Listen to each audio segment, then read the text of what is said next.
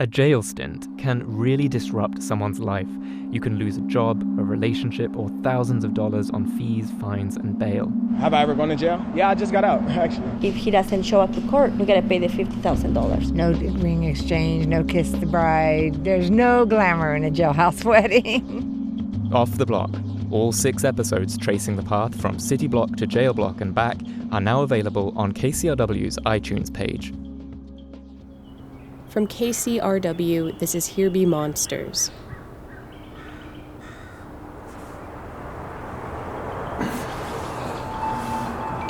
All right, Dylan, that is our time. Is it Friday already? It's Friday already. It's payday.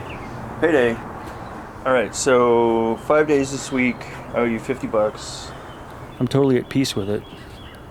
Most of the time. All right, man. All right, man. Sometimes I'm embarrassed and I don't want to tell people about it. There are a few that understand me, though, that I've had for a number of years, and they get it, and they're cool with it. But to say that I'm completely comfortable with it is not exactly true.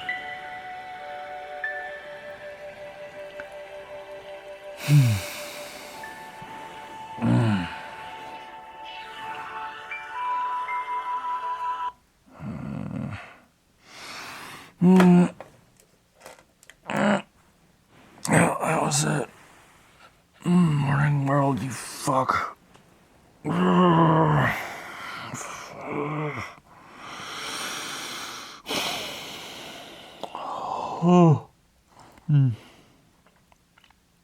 Waking up for me is a nightmare. I wake up feeling uneasy, vulnerable, harassed by my alarm.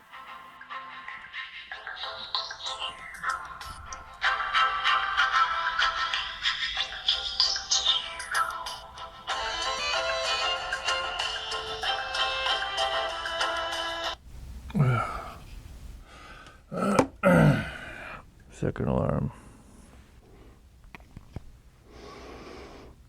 Second alarm can just suck it.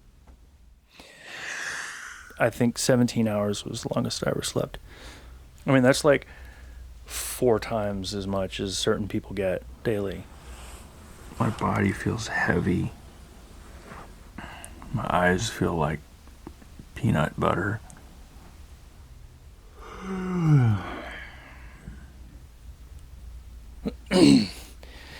I recognized how vulnerable and intimate this situation is.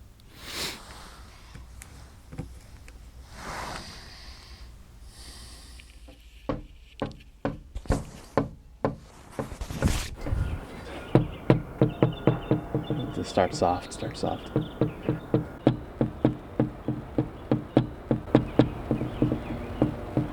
Woohoo! We have life. We have created life. We'll come back in 10 minutes.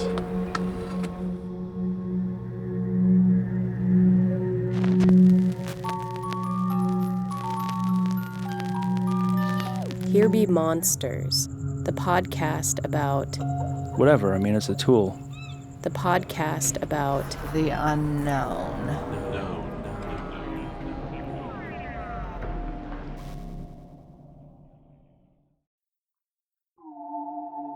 The first guy that came to work for me was named Nathan, and he was a scrawny hooligan in his late teens. Not much else going on in his life. I think he dealt drugs or something. And Nathan told me his uncle asked him, so you go to this guy's house in the morning, and he pays you to do this? And you do it every day? What is he, gay?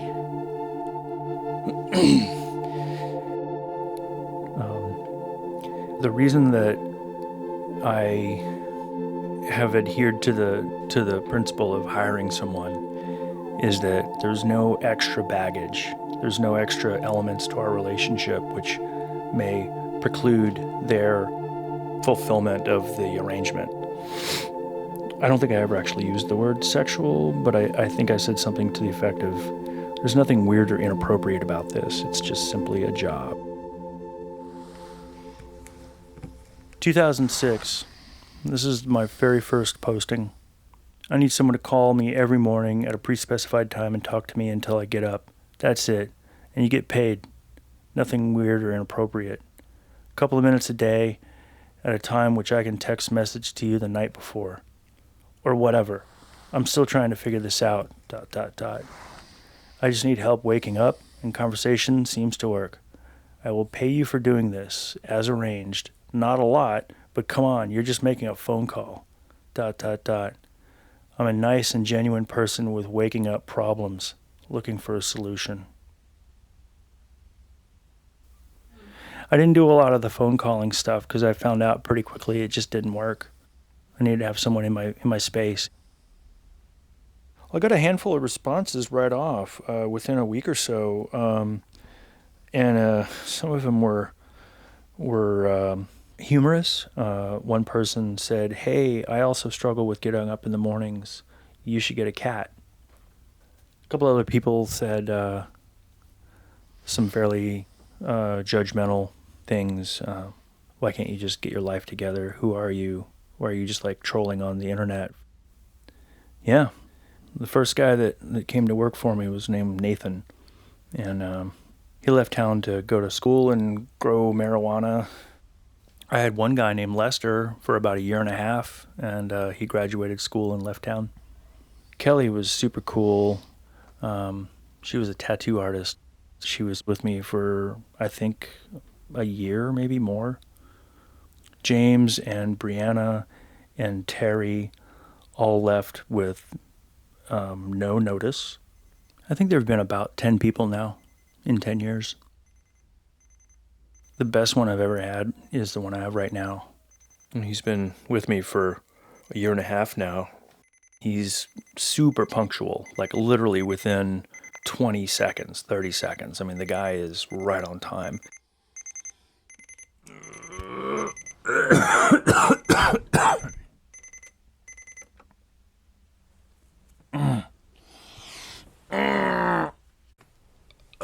Set my alarm to go off a few minutes before my personal assistant is supposed to come over. And he comes by at 8 o'clock, knocks on my window with a stick.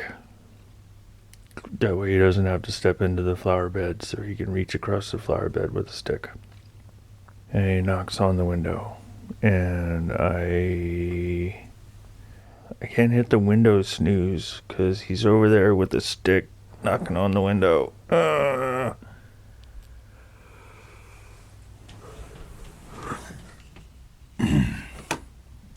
It's horrible. It's slippery here on these stones right by his window. He's got a stick that he props up against the wall outside, and he just sort of taps on my window kind of lightly. Can you hear it? It's right at 8 o'clock. That's it. That's the knocking. Can you believe I actually pay for this shit?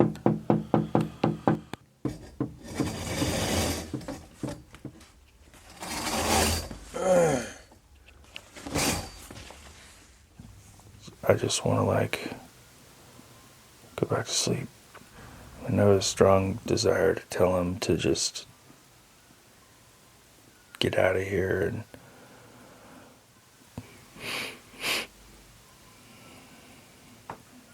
it's not even like today's gonna be a difficult day. Let's see what's going on with the delineator. Hey! Awake. Woohoo! Dylan's yo. Oh, he's up. Woohoo! The Dylan's up.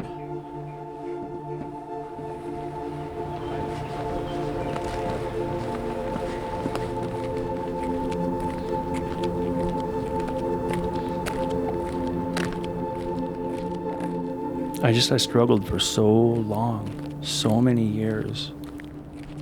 $200 a month to me to be able to live more is a pretty easy decision.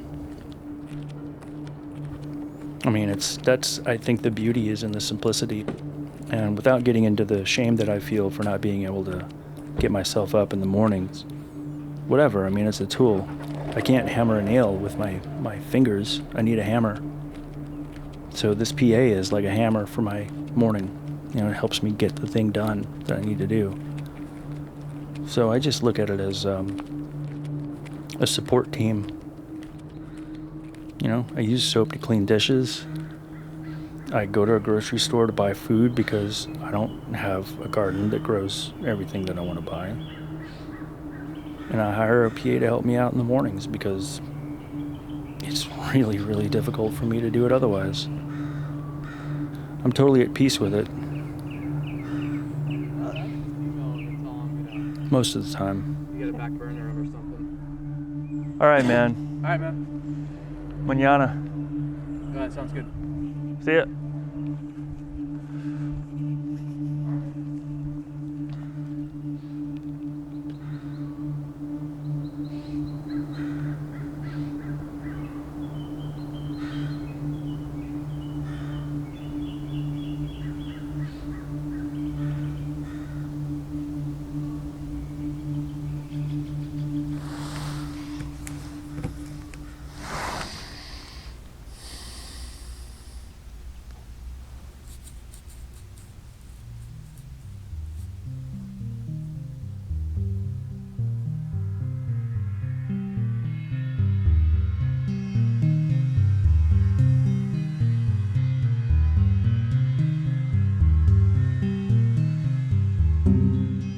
Well, this episode of Here Be Monsters was produced by Lisa Cantrell.